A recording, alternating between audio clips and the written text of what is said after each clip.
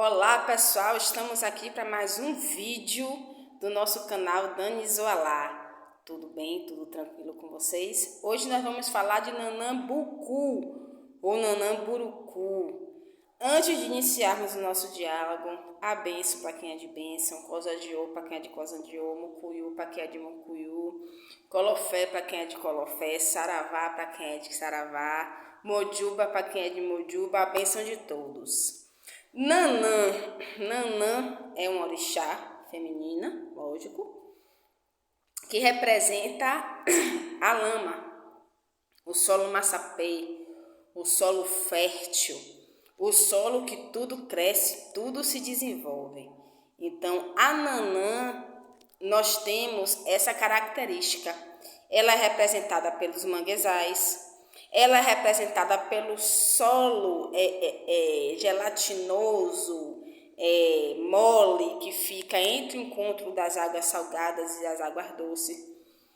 Ela representa a morte, porque é ela quem recebe o espírito recém-desencarnado e entrega para Oiá. Essa é a função de Nanã. Mas ela também representa a vida. Por quê?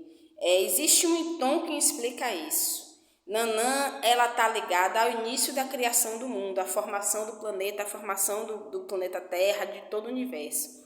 Como? De que forma? Em que sentido?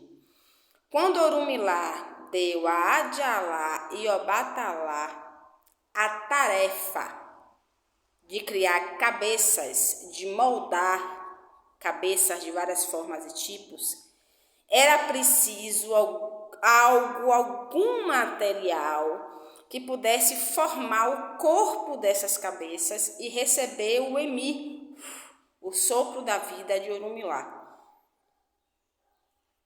Quem foi? Quem ficou responsável por isso? Como? Foi nesse momento que Adjalá e Obatalá lembraram de Nanã. E disseram: Nanã é a senhora do barro. Ela possui em suas mãos o barro. Vamos pedir a ela o barro para fazer o corpo humano. Né? E assim foi feito. Então, Adjalá e Obatalá, após fazer várias, diversas e inúmeras cabeças, né, de acordo à ordem de Orumilá, foram até Nanamburucu, ou Nanambucu, como ela é conhecida em território africano, e pediram a ela o barro para fazer os corpos. Ela deu, ela forneceu, com muita dor, porque quando você retira o barro, você tira um pedaço de Nanã. Mas forneceu o barro para formar o nosso corpo humano. É por essa razão que a gente diz que Nanã ela é a morte, ou seja, ela recebe o espírito recém-desencarnado, mas ela também é a vida, porque sem o barro de Nanã nós não teríamos a formação do nosso corpo humano. É por isso que a gente diz que do barro viemos e para o barro voltaremos. Ou seja, Nanã nos deu a vida, mas na morte precisamos estar na terra para que ela receba de volta esse barro que nos foi dado. Consegue compreender? Em terras africanas, Nanamburucu chama-se Nanambucu. Certo? Aqui no candomblé brasileiro, Nanamburucu ficou conhecida como a mãe de Obaloaê e de Bessem, né? Nasceu com bastante ferida no corpo, que foi o caso de Omulu, né, o de Obaloaê, e o outro nasceu com o formato do corpo e da pele, o formato da pele principalmente, toda de uma serpente, que é o Xumaré ou Bessem, como chama no Jeje. Antigamente se diziam que crianças que nasciam com essas anomalias eram tidas como crianças que iriam trazer para a comunidade uma má sorte. Então, elas eram jogadas na beira do rio, né? E aí, conta-se que Iemanjá, Iemodia, foi quem criou esses filhos que Nanã acabou oferecendo para o rio por terem nascido um todo cheio de feridas, né, com doença na pele, e o outro com o corpo todo no formato de uma serpente, né, a pele toda no formato de uma serpente, características, o toque igual. Então Iemanjá acabou criando esses filhos, certo? Em terras africanas, Nanambucu, ela é a grande senhora da terra.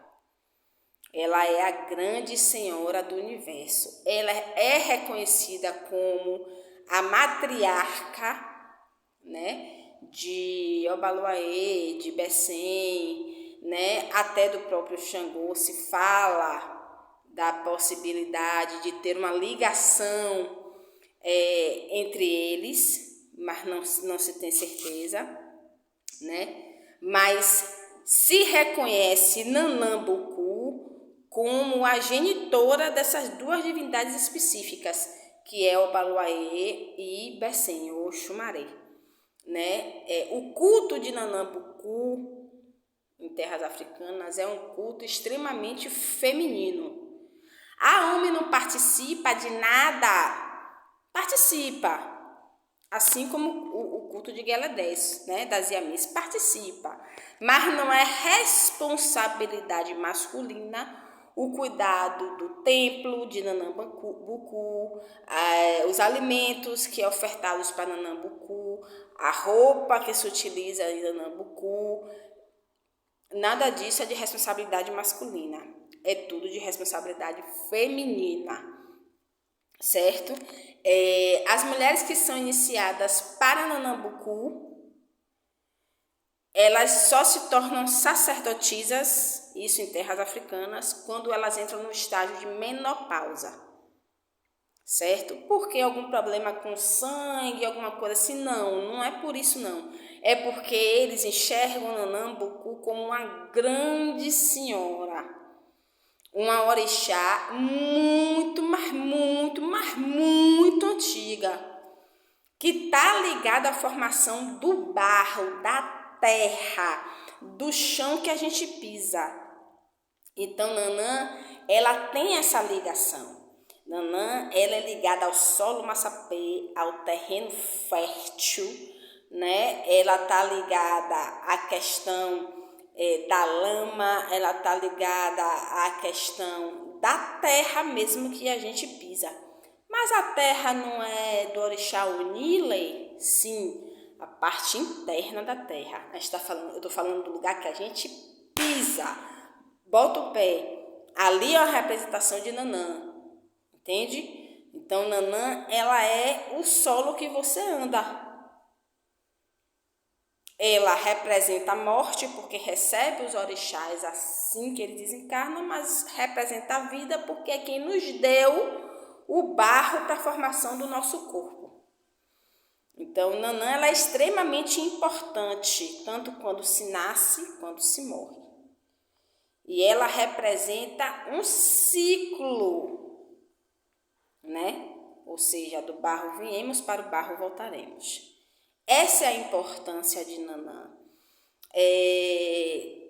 Conta-se que ela chegou a cogitar a possibilidade de ser esposa de Oxalá, mas Oxalá acabou optando por Iemanjá.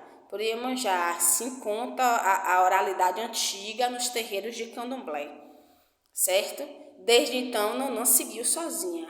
Mas, apesar de tudo isso, Nanã, ela também é vista de uma forma transformadora, né? Ela transforma tudo. Da mesma forma que você está vivo, você pode estar morto, da mesma forma que uma coisa está negativa se torna positiva, a Nanã, ela tem esse poder de transformação. Então ela consegue fazer essa transformação. Ou seja, é uma senhora já antiga na mitologia dos orixás, quando você puxa mitologicamente falando a questão da hierarquia dos orixás, ela transita ali no mesmo período de Oxalá e Emôdia e Nanã, são os três tidos como os mais antigos e que têm uma importância muito grande na formação do mundo, né, e do universo.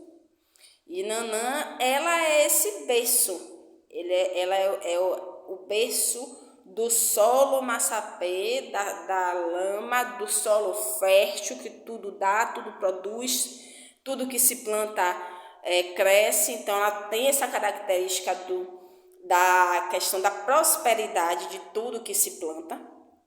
É uma característica de Nanã, mas é uma orixá que é tida como um orixá que ela pode dar uma reviravolta muito grande, dependendo do seu estado de humor. Assim dizem os mais velhos no candomblé. Porém, é uma senhora de muito respeito, de muito carinho, né? E que nós, seres humanos, precisamos agradecer a ela o fato de termos hoje um corpo humano, né? Onde foi fornecido o barro dela como um instrumento de morada do espírito. Então, essa é a grande importância de Nanã, tá bom? Até a próxima. Tchau a todos.